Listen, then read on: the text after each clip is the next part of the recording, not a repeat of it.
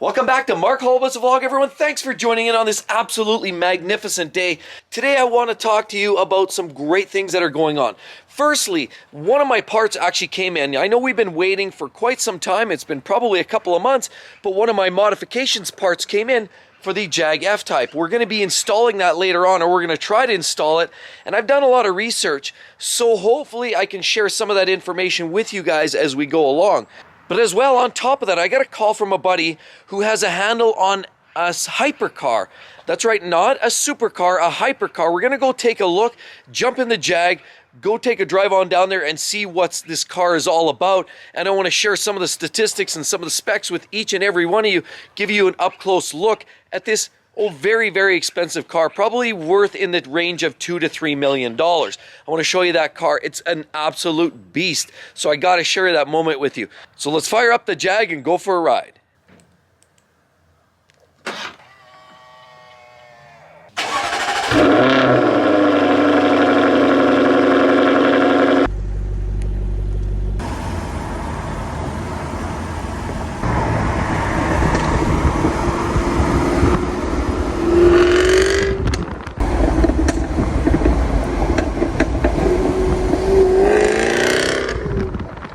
And what do we have here? We actually stumbled across a very, very rare hypercar. Koenigsegg Regera just came in off the boat, and let's just do a quick look around. And so these cars come equipped with a 5-liter twin-turbo V8, makes about a combined output of about 1,500 horsepower because there's 3 electric motors as well assisting the drive of this thing. Now let's take a look at some of the very, very interesting finishing. Carbon fiber throughout. Carbon is the theme with these cars. You've got more of a dry carbon at the bottom, and some of the most amazing quality and detailing that I've seen in anything. Take a look around here. You have full carbon fiber wheels, and you've got Koenigsegg right there stamped on the brake caliper, and the wonderful Koenigsegg center caps. Love those mirrors, also high quality custom piece. And just look at the depth of that carbon fiber weave. It's just so deep and rich. Oh. And then on the interior, we've got, wow, carbon fiber everywhere. Carbon fiber on the sills. Carbon fiber. And more carbon. That is definitely the theme here. And there we go, Regera.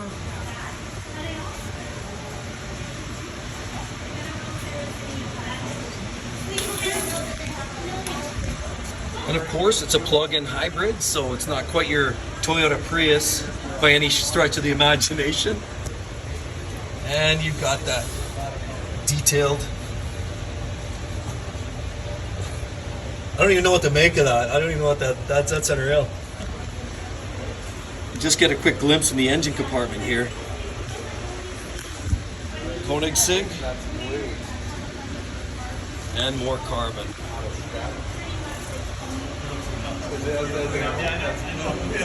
We have here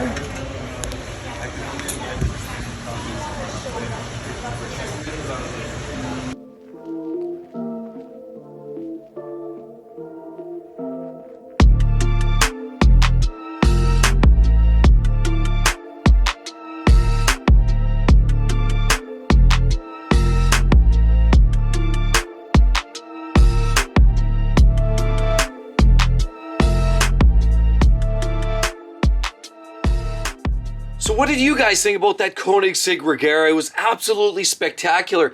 And I can't even emphasize enough, when you look up close, the precision and the carbon fiber finishing is absolutely, it's a work of art. It's actually the kind of car that I would be scared to drive on these roads. I mean, the roads here in Alberta are brutal. I mean, look there, for example. We got cracks all over the roads. We got chipped concrete. I mean, these roads are terrible in the city. So I would be scared crapless about driving that car here. Although it is a car, so if you've got that kind of money, why not? It is absolutely a thing of beauty, the Koenigsegg. I mean, everything was carbon fiber, from the carbon fiber wheels to the carbon fiber bodywork.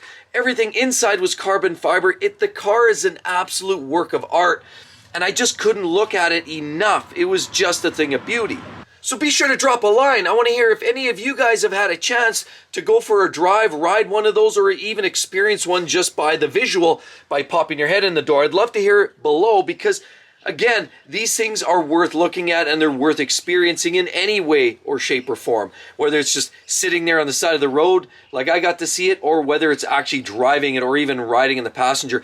I'd absolutely love to go for a ride in one of those at some point. As a true car enthusiast, I can't help but dream about the day that I get a ride in one of those, never mind even driving it. I'd prefer even just to go for a ride because I wouldn't necessarily want to risk damaging the car for the owner. So absolutely spectacular car. Drop a line, let me know what you think. But let's get into the modification of the Jag. Now, if you've been watching the channel for some time, then you probably know I've made these comments in the past. But first of all, the Jaguar F Type seriously has one of the nicest profiles. Look at it from behind. It absolutely looks spectacular with those flaring hips. It looks very 911 Turbo-like. It looks very almost like Aston Martin Vantage. I mean, absolutely beautiful. But there's one thing, and I've made this comment before, that I think isn't quite right with these cars. Now, if we look down the side, absolutely, look at the flare. It absolutely is beautiful and breathtaking. However, I mean, look down here, and we're looking down the fender line here, and what are we looking?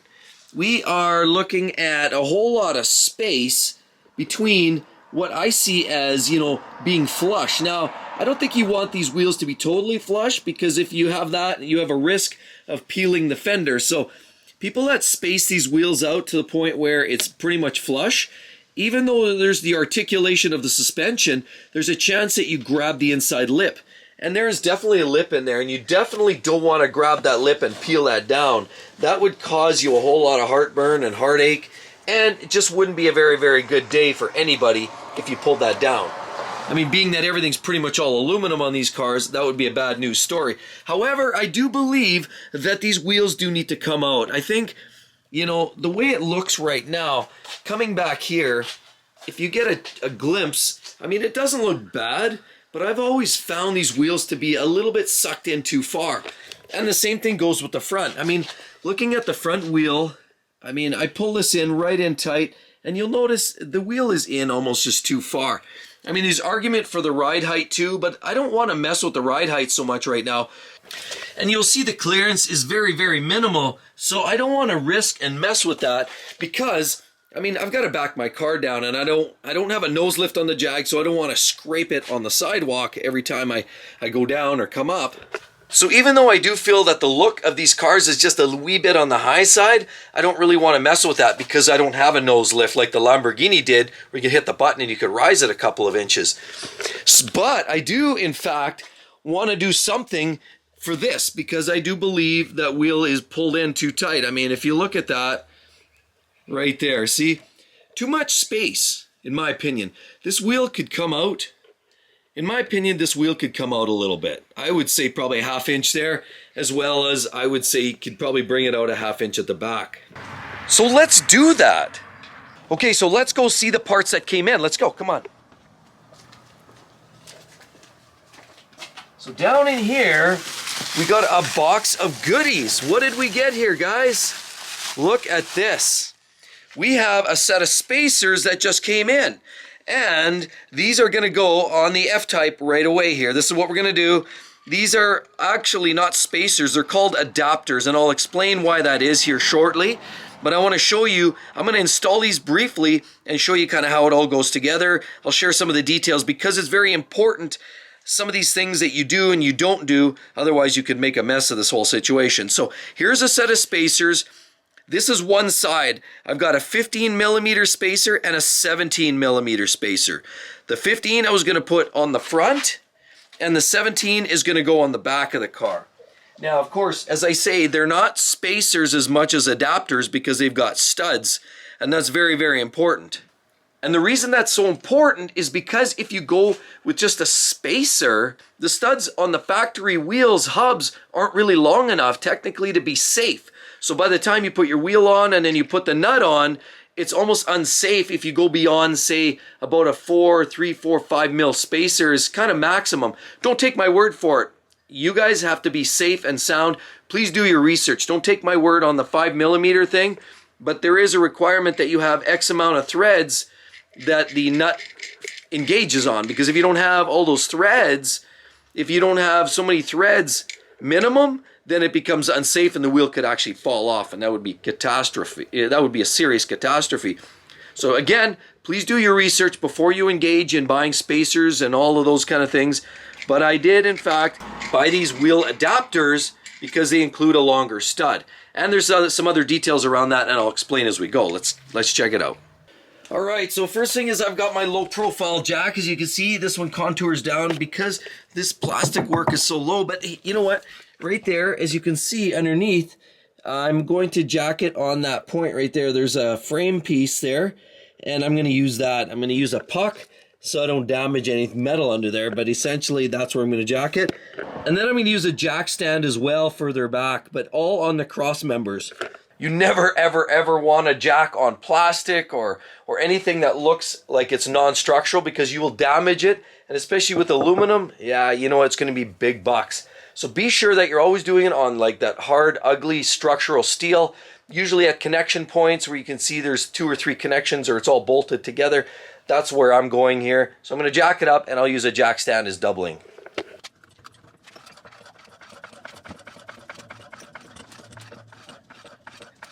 So before we get started, you can see I've got a little duct tape on there. That's only to soften the blow, because I definitely don't want to scratch these wheels. And when you put this socket in there, there's a good chance that you're going to scratch up the edge of the wheels. And obviously it's a bit of a satin finish. I don't want to mar that up any more than it already has been from a few little rock chips. So let's crack them all. Loosen them all off for now. All right, well, there we go. We got the wheel off, took all 5 bolts off, and now we're just going to park this out of the way for now. Okay, so I got the wheel off. I think because there's a little bit of crusty on here, what we'll do is just give this a little bit of a light sanding. Make sure that there's nothing, no burrs or anything. And so that's just so it sits flat, so the spacer sits, or the adapter sits nice and flat. I don't want anything kind of sticking up and pushing out. You want everything kind of nice and even. So with this, I actually had to, because this is finally machined so tight that it barely fit into the rim. So I actually had to trial run this, push this into the rim, and lightly tap this with a mallet from behind, kind of push it through and sort of form it in. I didn't have to force it too hard, but it was a snug fit. So I kind of pushed it in and out a couple of times so the wheel will fit nice and snug on there, because that's your hub-centric portion. If without this, there's a chance that the wheel is all leveraging the studs, and then of course you can pull and you can have movement in there. So you definitely want this ring. This is one thing that I found out, is you want this hub-centric, or whatever they call it, centric ring, because it keeps everything centered. So let's put it on there, and I notice it does fit. There's a little lip here, so it doesn't look like it fits down tight, but it does. There, that's because there's that lip underneath. So I'm going to put that in, and then I'm going to spin these on.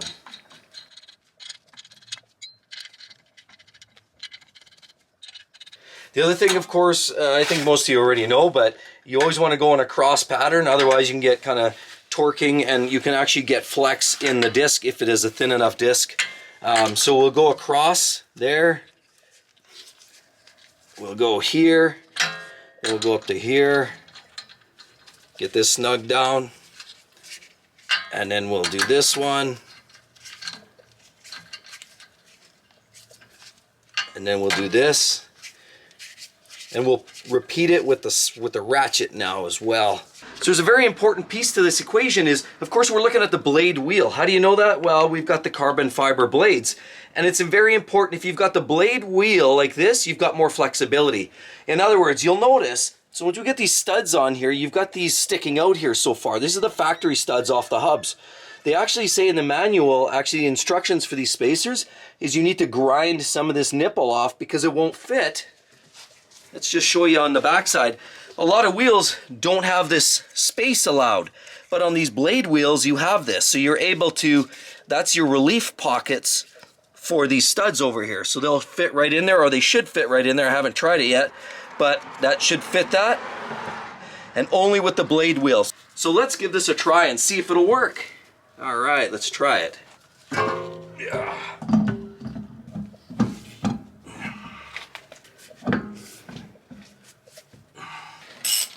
All right, so I got on there, it's snug. I put a little grease around just around the hub, the centric part, just so it helps, because the rim and these new spacer rings they're very tightly machined.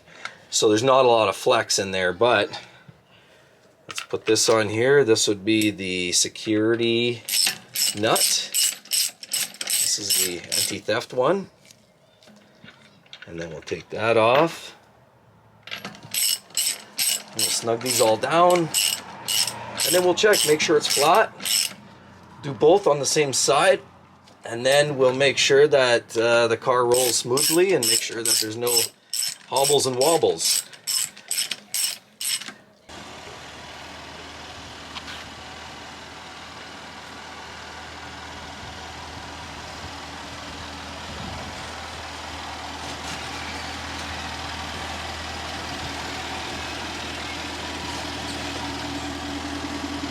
So I wasn't sure how it would drive. Actually, the car feels perfectly stock. There's no concerns.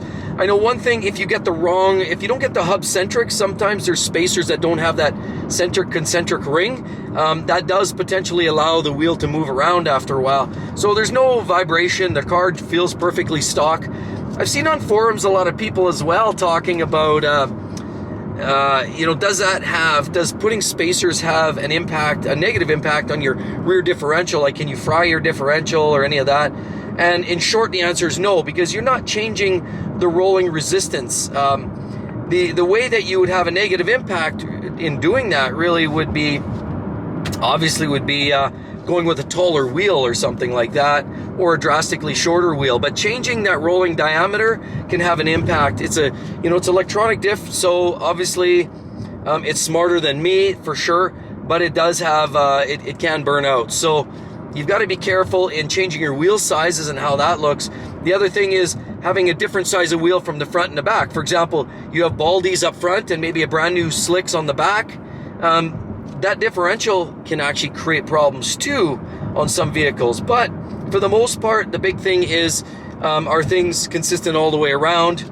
The spacers really don't have a negative impact, and they're driving perfectly. I like what I'm experiencing so far. So let's head home, and I'll just do a quick walk around, and I'll show you what the car looks like from the outside, and you determine whether you think that was a good choice or not.